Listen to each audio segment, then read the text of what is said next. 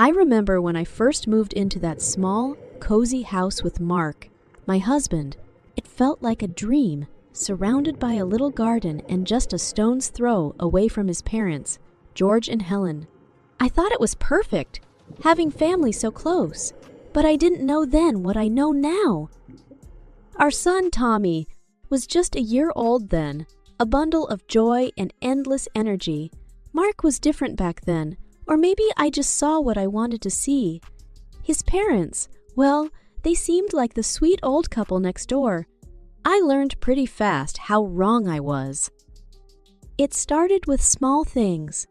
George and Helen would always pop by, asking for favors, borrowing things they never returned. I didn't mind at first, happy to help, but their true colors showed when I needed them.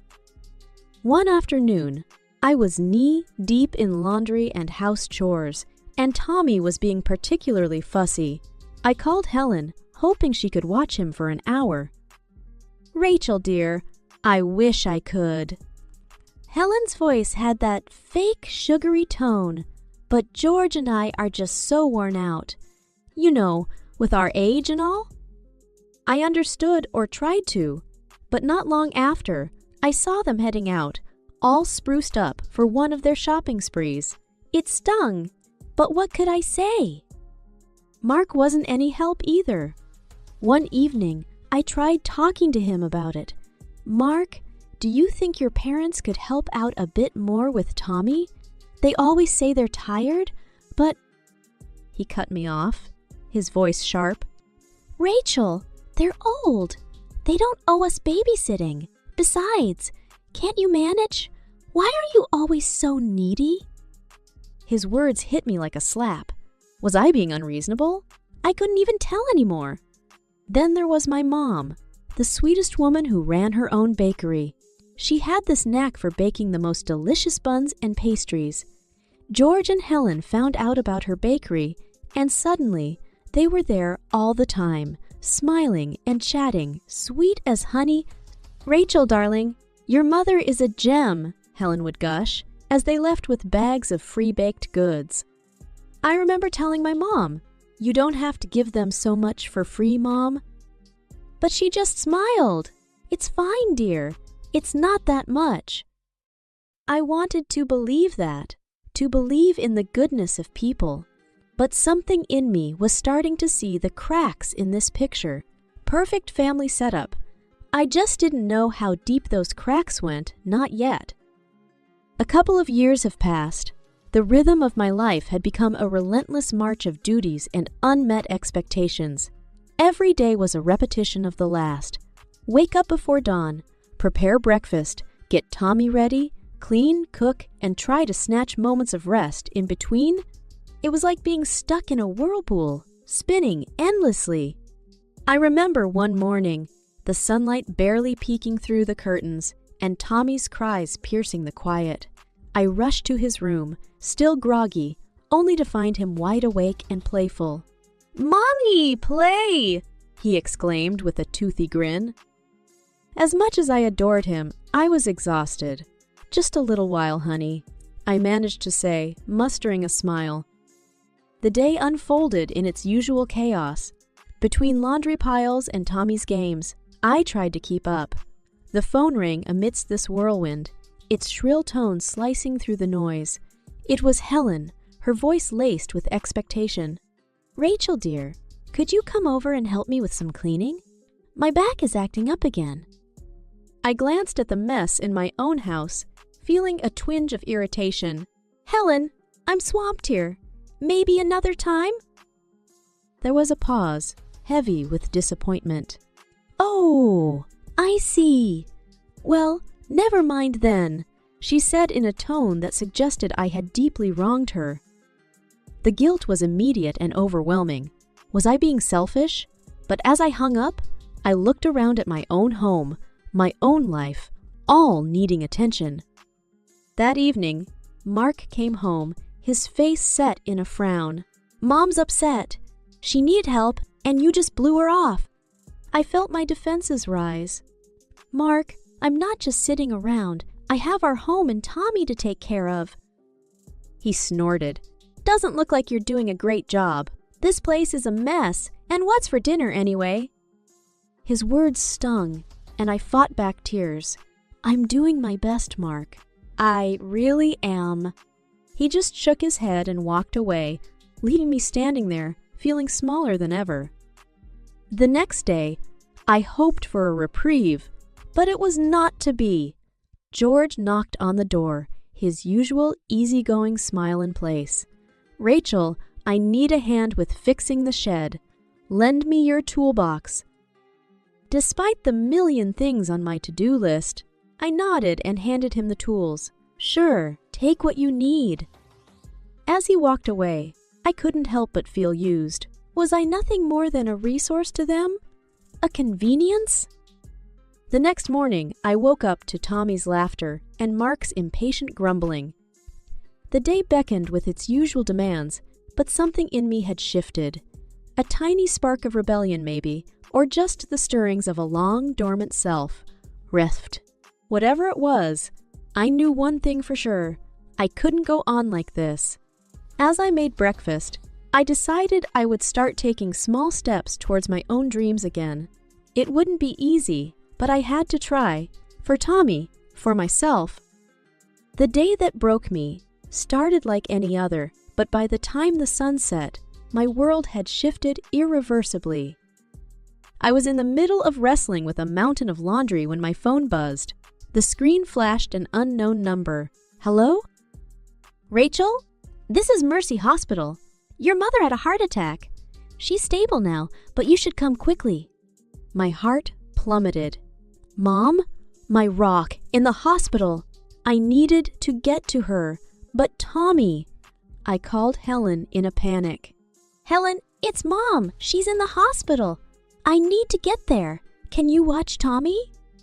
Her response was cold, detached. "Oh dear, that's bad. But we're just about to sit down for our TV show, and we're not really up for babysitting today. Unless, you could make it worth our while." "Worth your while? Helen, this is an emergency." "Well, $300 should cover it. We're missing our favorite show after all." I couldn't believe my ears. I hung up, feeling a mix of anger and disbelief. How could they be so heartless? I dialed Mark next, hoping for some support, some understanding. "Mark, Mom's in the hospital. I need to go. Your parents want $300 to watch Tommy." His reaction was like a slap in the face. "Rachel, stop overreacting. It's just a heart attack, and Mom and Dad have a point. Their time is valuable." Valuable? My mother could be dying, and all you care about is a TV show and money? "Look, I'm busy at work. Handle it, Rachel. And remember, my parents come first." His words echoed in my ears long after I hung up. I was alone in this, utterly alone. In a daze, I called my friend Lisa. "Lisa, I need help. It's my mom." She didn't hesitate. "I'll be right there. Go to your mom, Rachel. I've got Tommy." At the hospital, the stark white walls and the smell of antiseptic were overwhelming. I found my mom lying in a bed, pale but conscious. "Mom," I whispered, taking her hand. "Rachel, I'm okay," she murmured, though her voice was weak. The doctor pulled me aside. "She's stable, but she'll need care and supervision once she's home." Home! The word echoed in my mind. What was home now? A place where my struggles were invisible, my pain unacknowledged? I returned home late, my mind a whirlwind of emotions. I found Mark on the couch, indifferent. "Your mom okay?" he asked, not looking up from his phone. "She needs care. I might have to stay with her." He shrugged. "Do what you have to do. Just don't expect me to pick up your slack here." The days following Mom's heart attack were a blur of hospital visits and tough decisions. I spent every moment I could by her bedside, the fear of losing her a constant shadow. Amidst it all, The thought of going back to my old life with Mark and his parents felt impossible. One evening, as I sat beside Mom's hospital bed, her hand in mine, she whispered, "Rachel, I'm sorry for all this trouble." "Mom, don't be silly. You're not trouble. You're my mom. I'm staying with you," I said firmly, more to convince myself than her. She squeezed my hand, a silent thank you in her tired eyes. The next hurdle was telling Mark. I called him from the hospital parking lot, my heart pounding. "Mark, I've made a decision. I'm moving in with Mom. She needs constant care." There was a pause, then a harsh laugh. "You're kidding, right? What about your duties here? What about Tommy?" "Tommy's coming with me. And as for my duties, I think I've done more than enough." Mark's voice rose, sharp and accusing. "You can't just abandon your family like this, Rachel. My family needs me, Mark. And right now, that's my mom and Tommy." His response was a string of angry words and accusations. But I held my ground. For the first time in a long time, I felt sure of my decision. Packing up my things, and Tommy's felt like shedding an old skin. Each item I placed in the suitcase was a step away from the life I had known, a life where I had felt invisible, unappreciated. Mark watched in silence, his anger simmering. As I zipped up the last bag, he finally exploded. "So, that's it? You're choosing your mother over me? Over us?" I looked him in the eye, my resolve steeling. "I'm choosing to do what's right. You made your priorities clear. Now I'm making mine." The drive to Mom's was a mix of fear and relief. Fear of the unknown, of starting over. Relief at leaving behind a life that had become suffocating. Arriving at Mom's felt like coming home. A real home filled with love and care. I set up a small room for Tommy and started to settle into a routine of caring for Mom. Mom's health was improving, slowly but surely, and with each day, I felt a bit stronger, a bit more like the woman I used to be, the woman I wanted to be. Living with Mom and Tommy in her cozy, familiar house was like breathing fresh air after being underwater for too long. Each morning, I woke up to the sound of birds chirping outside and Tommy's giggles as he played with his grandma. But it wasn't all sunshine. The reality of my new life, especially the divorce, weighed heavily on me. One afternoon, as I was sorting through some old papers, Mom looked at me, concern etched on her face. "Rachel, are you sure about the divorce? It's a big step." I nodded, feeling a mix of sadness and resolve. "I know, Mom. But staying with Mark, it was suffocating me. I need to find myself again." She reached out and squeezed my hand. "I'm here for you, honey. Always." The divorce proceedings were tough. Mark was bitter, throwing accusations and trying to make things difficult. But I stood my ground. I wanted freedom, not just for me, but for Tommy too. One day, I received a call from my lawyer. "Rachel, Mark is demanding full custody of Tommy, claiming you're an unfit mother." My heart raced with anger and fear. Unfit? Because I chose to care for my sick mother? "It's just a tactic, Rachel. Stay strong." The legal battles dragged on, but eventually, the divorce was finalized. I was granted full custody of Tommy, a relief that brought tears to my eyes. But with that relief came the daunting reality of single motherhood and the financial struggles ahead. I started helping Mom in the bakery, learning the ropes of the business. It was hard work, but fulfilling. The smell of fresh bread and pastries, the smiles on customers' faces. It was a world away from the life I had left behind. One evening, as we were closing up, Mom said, "Rachel, you have a real talent for this. Maybe you should think about expanding the business, make it your own." the idea was both exciting and terrifying. Could I really do it? Was I capable of running a business? The next few months were a whirlwind of activity. I took a few online business courses, revamped the bakery's menu, and even started a small online presence. The bakery began to attract more customers, and our little venture started to bloom. Amidst all this, Tommy was thriving. He loved the bakery, often helping out with small tasks and charming the customers with his bright smile. One quiet evening, as I tucked Tommy into bed, he looked up at me with his big, innocent eyes. "Mommy, I like it here. Grandma's house is fun." I kissed his forehead, feeling a surge of love and protectiveness. "I'm glad, baby. Mommy likes it here too." Lying in bed that night, I reflected on the journey I had embarked upon. It was a new beginning, and I was ready to see where it would take us. Life at Mom's with Tommy was settling into a comfortable rhythm. The bakery was doing well, and Mom's health was steadily improving. But just when I thought I had left the past behind, it came crashing back in the most unexpected way. One evening, while I was going through the bakery's accounts, my phone rang. The screen flashed Mark's name, a name I hadn't seen in months. My heart skipped a beat. "Hello?" "Rachel, you need to come over. It's urgent." Mark's voice was frantic, a tone I hadn't heard from him before. "What happened? Is it Tommy?" Panic gripped me. "No, it's my mother. She's fallen and broken her leg. Dad can't lift her, and I can't handle this alone." I paused, memories of their indifference flooding back.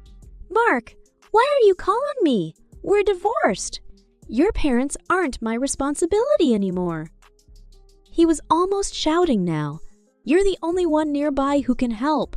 Just come over, please." The desperation in his voice was hard to ignore, but the wounds were still fresh. "Mark, I can't. I have my own life now. You need to figure this out." He cursed under the breath. "So that's it. You're just going to leave us in this mess." "Mark, remember when my mom was in the hospital? Where were you and your parents then?" The line went silent for a moment. Then he hung up. I sat there, phone in hand, a mix of emotions swirling inside me. Guilt, anger, relief. It was a harsh reminder of the life I had walked away from. The next day, Lisa came by the bakery. "Heard about Mark's mom. You okay?" I nodded, pouring us both a cup of coffee. "Yeah, I'm fine. It just brought back a lot of memories." Lisa sipped her coffee, her eyes full of understanding. "You did the right thing, Rachel. You can't keep bailing them out." I knew she was right, but it didn't stop the nagging feeling in the back of my mind. Had I become as cold and uncaring as they were? Weeks passed, and life went on. I heard through the grapevine that Mark's parents were struggling with caregivers, but I kept my distance. I had my own life to live, my own battles to fight. One night, as I tucked Tommy into bed, he asked, "Mommy, why don't we see Daddy anymore?" The question caught me off guard. Daddy and Mommy are living different lives now, but he still loves you, and so do I very much. "Okay, Mommy," he said, snuggling into his pillow. Several weeks had passed since that unexpected call from Mark. Life in the bakery with Mom and Tommy had become my new normal, a rhythm of early mornings and the comforting routine of baking. One morning, while arranging the pastries in the display, Mom mentioned casually, "I heard from Mrs. Green that Mark's been having a hard time with his parents. Seems like the nurses they hired don't stay long." I paused, a twinge of something, pity, maybe, flickering inside me. "Really? That's tough." Mom nodded. "Yes, apparently his mother's temper and his father's complaints are too much to handle." I sighed and continued with my work. Despite everything, I couldn't help but feel a bit sorry for Mark. But that part of my life was behind me now. The bakery had become my sanctuary, a place where I could pour my energy and creativity. The customers loved the new recipes I introduced, and their smiles were my daily reward. As I mixed dough for a batch of bread, Tommy came bouncing in fresh from school. "Mommy, guess what? I got a star on my math test?" I swept him up in a hug, his laughter filling the room. "That's amazing, Tommy! I'm so proud of you!" Mom watched us, her eyes shining with happiness. "You two are my everything," she said, her voice thick with emotion. Later that evening, after closing up the bakery, I sat with Mom, sipping tea. "Mom, this bakery, it's been a blessing. I don't think I could have made it without this place. Without you." She reached over and squeezed my hand. "Rachel, you're stronger than you think. You've made a new life for yourself and Tommy. That's something to be proud of." As I lay in bed that night, I thought about my journey, the pain, the struggle, and the triumphs. I had come out on the other side, stronger and more self-assured. My life had taken a turn I never expected, but I had found happiness in places I never thought to look. I thought about Mark and his parents briefly, hoping they would find their way through their challenges. But my focus was here with my son and my mother, in the life I had rebuilt from the ground up. Life moves on, and so had I. I had found joy in the simple things, the smell of fresh bread, Tommy's laughter, Mom's stories. I had learned to cherish these moments, knowing they were the real essence of life. As I drifted off to sleep, I felt a sense of peace. I had risen from the ashes of my old life, and I was ready to embrace whatever the future held. It was a crisp morning at the bakery, the air filled with the scent of fresh bread and cinnamon. I was arranging the pastries when Mark's parents walked in, as if they were regular customers. The sight of them took me aback. "Rachel, dear, could we have a few of those delicious buns? On the house?" "Of course," Helen said with her usual presumptuous air. I took a deep breath, steadying myself. "I'm sorry, Helen George, but I can't give away pastries for free. You'll have to pay like everyone else." Their expressions soured. "Well, aren't you greedy now? No wonder our son divorced you," George sneered, and they left without another word, not even asking about Tommy. As they walked out, a wave of emotions washed over me, but I stood firm. It was a stark reminder of why I had made the choices I had. I was done being taken for granted, done being the doormat, done being the doormat. Later, as I was teaching Tommy how to knead dough, he looked up at me with his big, curious eyes. "Mommy, why were Grandma and Grandpa here? Why were they mean?" I hugged him close, choosing my words carefully. Sometimes, people don't understand that it's not nice to take advantage of others, but it's okay. We're doing just fine without them. He nodded, seemingly satisfied, and turned his attention back to the dough. That evening, after closing up the bakery, I sat with Mom over a cup of tea. "Mom, Mark's parents came in today. They haven't changed." Mom sighed, taking a sip of her tea. "Some people never do, dear. But you've grown so much.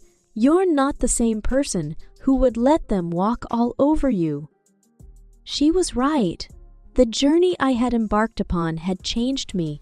I was stronger, more confident, and I had learned the hard lesson of standing up for myself. Reflecting on the past months, I realized how far I had come. From the ashes of a broken marriage and a life filled with doubt, I had risen. I had built a new life for myself and Tommy, a life filled with love, respect, and dignity